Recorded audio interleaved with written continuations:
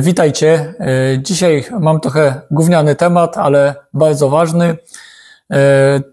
Chciałem Wam kilka słów powiedzieć o kolonoskopii. Czy warto robić kolonoskopię?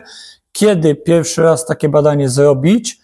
Czy może on uratować życie? Opowiem Wam trochę na swoim przykładzie. I taka jeszcze jedna bardzo ważna rzecz. Ja nie jestem lekarzem, ja tylko i wyłącznie opowiadam własną historię, moje doświadczenia. Jeśli potrzebujecie porady lekarskiej, to udajcie się do lekarza. Natomiast ja chcę wiele osób przestrzec, bo ja przez wiele lat w takim temacie byłem ignorantem. Powiem tak, troszkę sobie te badania lekceważyłem, ale wydaje mi się, że akurat w przypadku tego badania miałem więcej szczęścia niż rozumu, ale może zacznę po kolei, opowiem najpierw moją historię.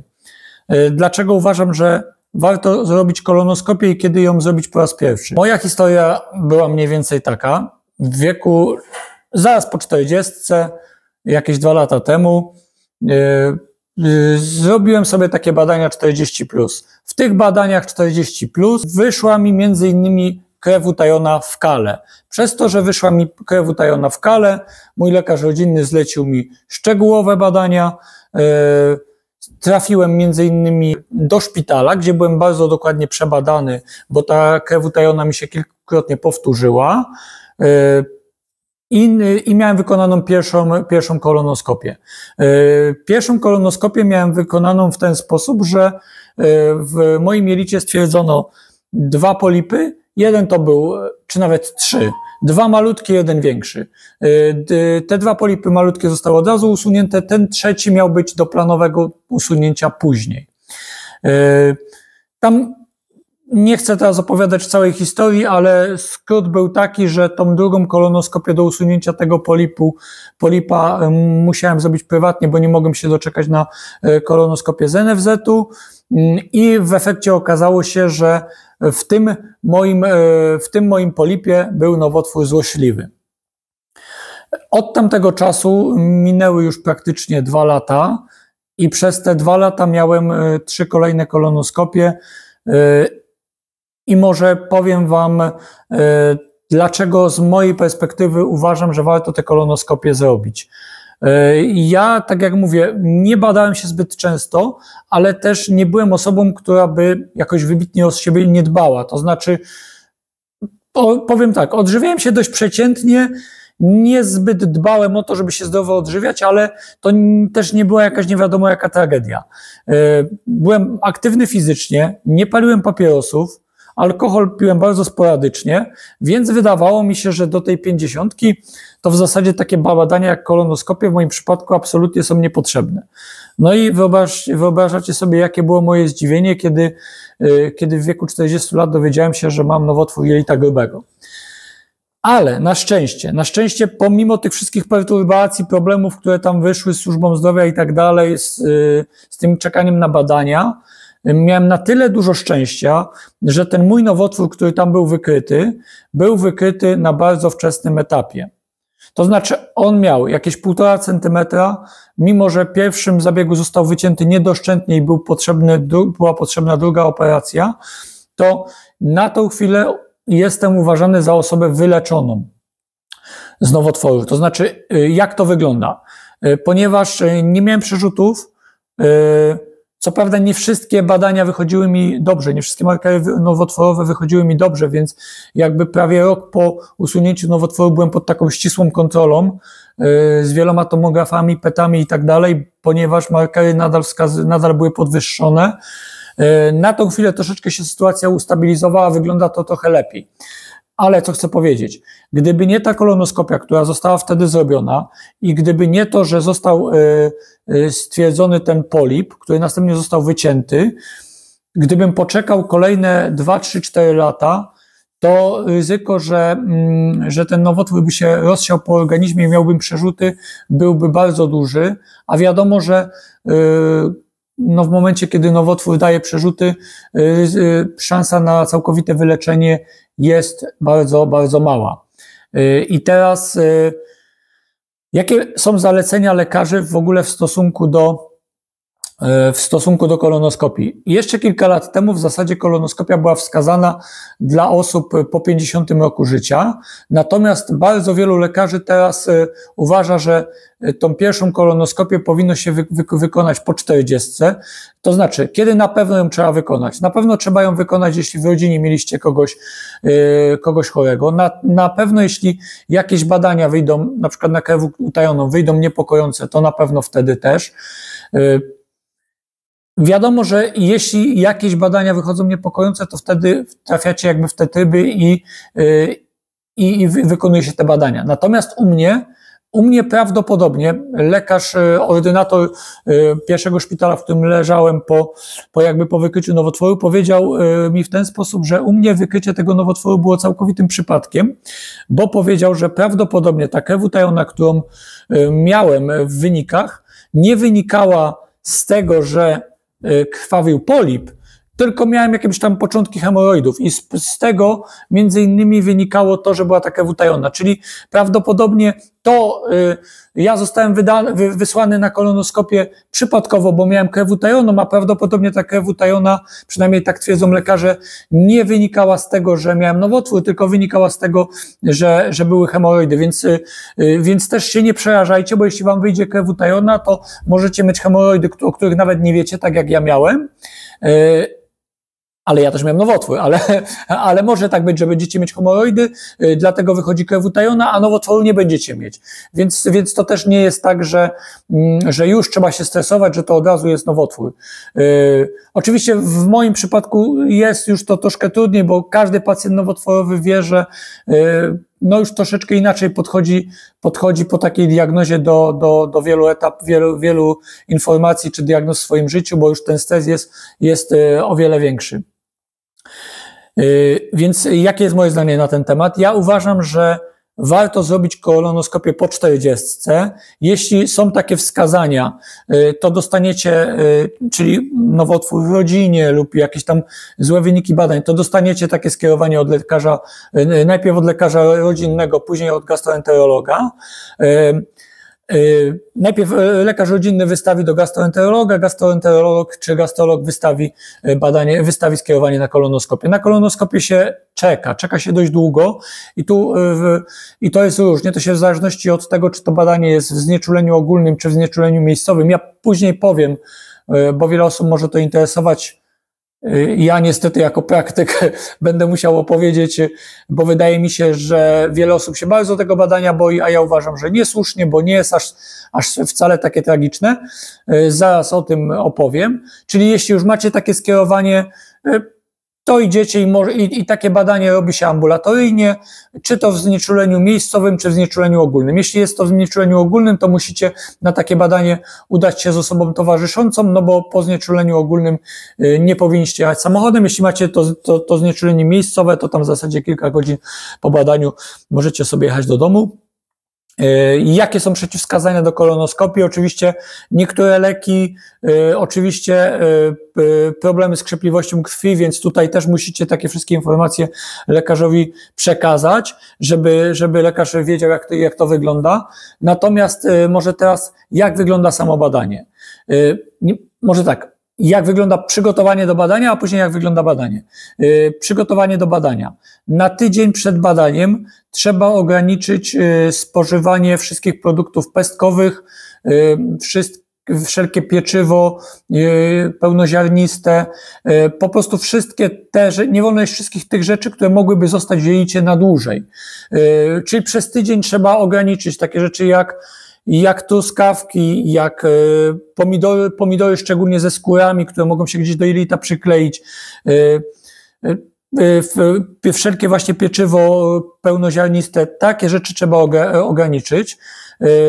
Należy spożywać głównie produkty gotowane i powiem wam, nie jest to wcale takie trudne.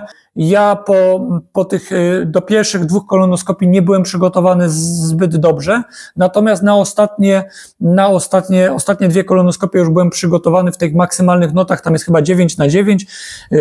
Po prostu już z doświadczenia, praktycznie tydzień przed zacząłem ograniczać te produkty, których się nie powinno jeść. 2 dni przed badaniem już taka dieta całkowicie lekkostrawna. Trzeba ograniczyć też takie rzeczy, żeby starać się nie jeść rzeczy, które są bardzo barwiące jelito, jakieś, nie wiem, ze sztucznymi barwnikami, jakieś tam galaretki, takie rzeczy, które mogą przebarwić jelito. Dlaczego to jest takie ważne? Jeśli pójdziecie na badanie, na kolonoskopię źle przygotowani, to po pierwsze, lekarz, który będzie robił kolonoskopię, będzie bardzo niezadowolony, bo będzie mu ciężko to badanie zrobić, a druga sprawa, która bezpośrednio dotyczy was, to badanie nie będzie stuprocentowej pewności, że wszystko, co tam macie w tym jelicie, niewłaściwego będzie wykryte. I to jest bardzo ważne dla was, żebyście się dobrze do takiego badania przygotowali, bo jeśli się dobrze przygotujecie, to jeśli coś w tym jelicie będzie to wykryte. A o co chodzi, żeby w tym jelicie wykryć? Przede wszystkim chodzi o wszelkiego rodzaju polipy. Na przykład na moim przykładzie wygląda to tak, że od pierwszej kolonoskopii przez te 2 lata miałem już 4 kolejne kolonoskopie. Z tego jedna była w znieczuleniu miejscowym, wszystkie pozostałe mam w znieczuleniu ogólnym.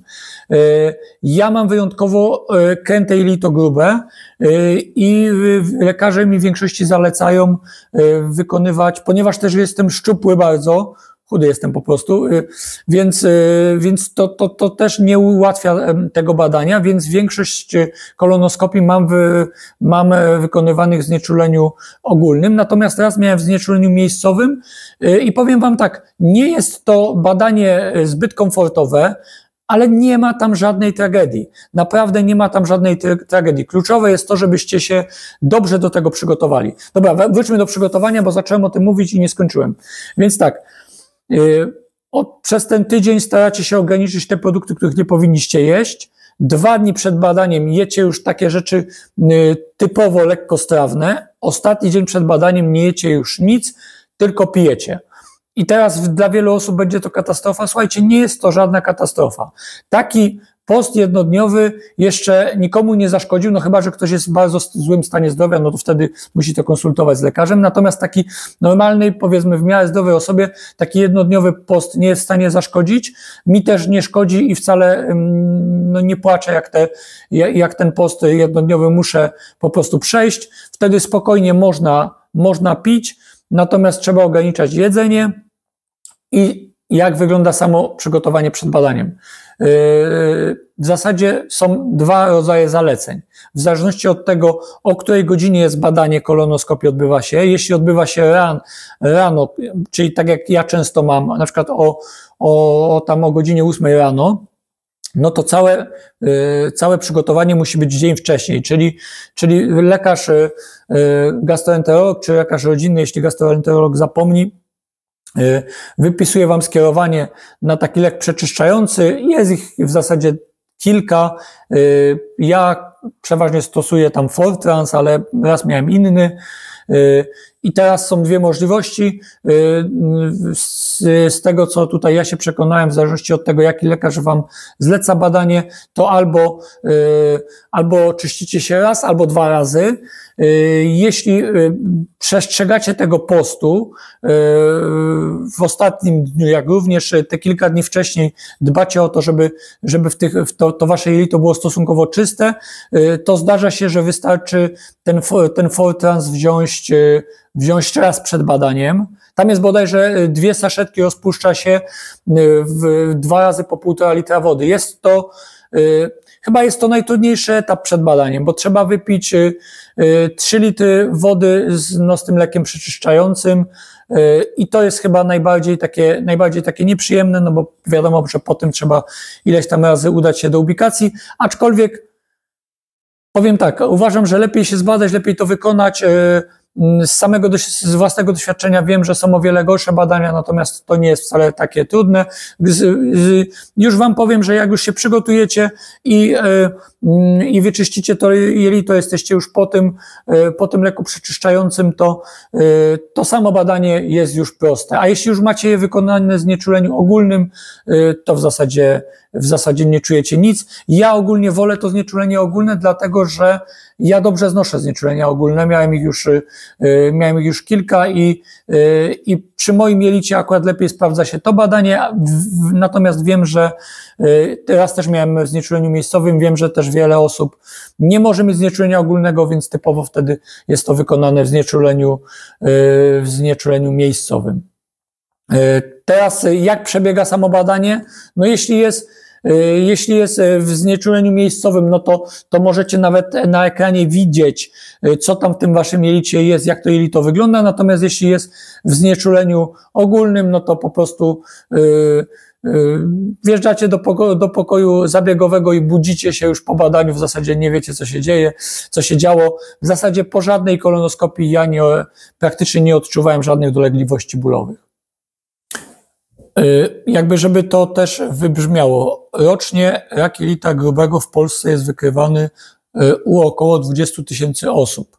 I teraz, jeśli ten rak jest wykryty wcześniej, jeśli jest wykryty w małym polipie, to liczba osób, które wyzdrowieje, to jest między 8, to znaczy, może tak, przeżywalność pierwszych 10 lat jest od 85 do 100%. Czyli są osoby, które całkowicie wyzdrowieją, są osoby, którym się życie znacznie przedłuży. Natomiast jeśli nowotwór jest wykryty późno, no to diagnozy są takie 50/50. Dlatego ja uważam, że ta kolonoskopia jest tak ważna, ponieważ może ona po prostu wam uratować życie. Jeśli chodzi o tutaj moją sytuację, to ja wam powiem, dla wszystkich moich znajomych, kiedy ja dowiedziałem się o moim nowotworze, a też nie ukrywałem tego, bo ja nie jestem taką osobą, która potrafi siedzieć cicho i martwić się sama, tylko raczej mówię, jak mam jakiś problem, rozmawiam i tak dalej. Więc ponieważ też jestem w pewien sposób osobą publiczną, bo nagrywamy na YouTube'a, więc wiele osób jakby popchnąłem do tego, żeby się przebadać. Wśród moich znajomych ponad 15 osób się przebadało. Na szczęście u nikogo nowotworu nie wykryto, natomiast u 2 osób wykryto polipy, które zostały usunięte, które mogły się w takie nowotwory przerodzić. Jeszcze taka uwaga typowo ode mnie, jak to wygląda w moich badaniach, kiedy mamy robione kolejne kolonoskopie. Słuchajcie, w moim przypadku wygląda to tak, że praktycznie zawsze coś tam w tym jelicie nowego wykryją.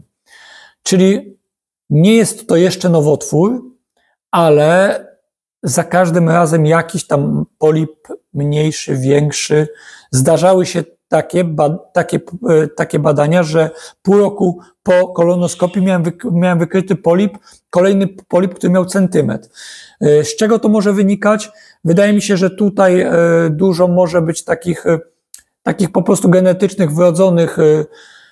wrodzonych po prostu zależności, dlatego że u mnie w rodzinie były takie sytuacje, szczególnie mój tata tak miał, że tych polipów miał dużo takich polipów w nosie, na zatokach, jakby była ta tendencja do tej polipowatości. Ja też takie polipy wcześniej właśnie w zatokach miałem usuwane, więc prawdopodobnie gdzieś jest w organizmie taka tendencja do tworzenia tych polipów. No tutaj w jelicie jest to ryzyko, że nawet takie polipy, które są łagodnym nowotworem, po prostu po latach, po iluś tam latach, po 5-10 latach potrafią się przekształcić w nowotwory złośliwe. Dlatego ważne jest, żeby te kolonoskopie robić. Jeśli kolonoskopia wychodzi wam dobrze, nic złego tam się nie dzieje, to w zasadzie następne badanie macie zlecane za 5 czy 10 lat, w zależności od tego, jak tam, co lekarz uzna. Natomiast w takim przypadku jak u mnie, no ta kolonoskopia będzie powtarzana dosyć często, bo ja jestem po prostu już pacjentem z grupy bardzo wysokiego ryzyka, bo raz, że jestem po nowotworze, 2, że te polipy u mnie tworzą się jakoś wyjątkowo często. Więc jakby zachęcam was, Róbcie te badanie, wcale to badanie nie jest tak trudne czy tak nieprzyjemne, jakby się wielu osobom mogło wydawać. Lekarze, którzy te badania wykonują, to są naprawdę fachowcy. Jeśli tu chodzi o gastroenterologów, ja nie mogę złego słowa powiedzieć nigdy z żadnym gastroenterologiem, w przeciwieństwie do różnych innych lekarzy, z którymi miałem masę różnych przejść, to tutaj z żadnym gastroenterologiem nie było problemów. Te badania były wykonywane dobrze. Nie miałem nigdy żadnych powikłań. No i słuchajcie, uważam, że wielu osobom może to uratować życie, więc możecie spojrzeć na mnie. Ja w wieku 40 lat, nie mając żadnych objawów, właśnie chciałbym to jeszcze raz podkreślić, bo wiele osób o to pytało po moich filmach o tym nowotworze, ja nie miałem absolutnie żadnych objawów. Ja nie czułem, żeby mnie coś bolało. Teraz mnie coś nieraz zaboli, szczyknie, ja już, wiecie, robię badania, bo tak to wygląda, jak wygląda. Natomiast wtedy nie miałem żadnych objawów. Zrobiłem te badania 40+, bo nie wiem, jakby czuł gdzieś, że powinienem się zbadać, że warto to zrobić. Natomiast objawów jako takich żadnych nie miałem. Dobra, na dzisiaj chyba to już wszystko. Dziękuję Wam bardzo za oglądanie i wszystkiego dobrego. Życzę Wam dużo zdrowia. Do zobaczenia. Cześć.